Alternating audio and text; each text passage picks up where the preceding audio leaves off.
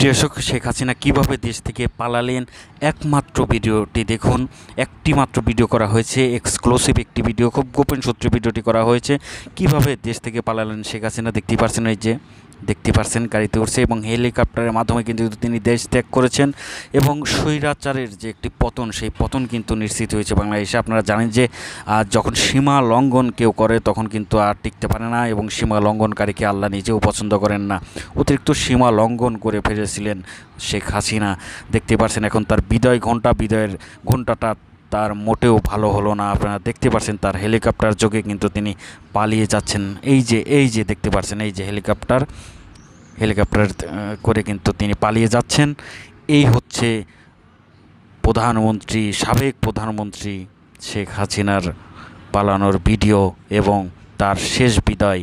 মনে হয় না তিনি আর দেশে ফিরবেন।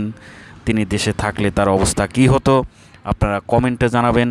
এবং এই যে তিনি পালালেন, পদত্যাগ করে দেশ থেকে পালালেন, অনেক আগেই তার এই পদত্যাগ করা উচিত ছিল। কারণ মানুষ যেভাবে নির্যাতিত নিপীড়িত হয়েছে, যত আলেমদেরকে হত্যা করা হয়েছে, এর বিচার কিন্তু মানুষ করবে বাংলার মাটিতে।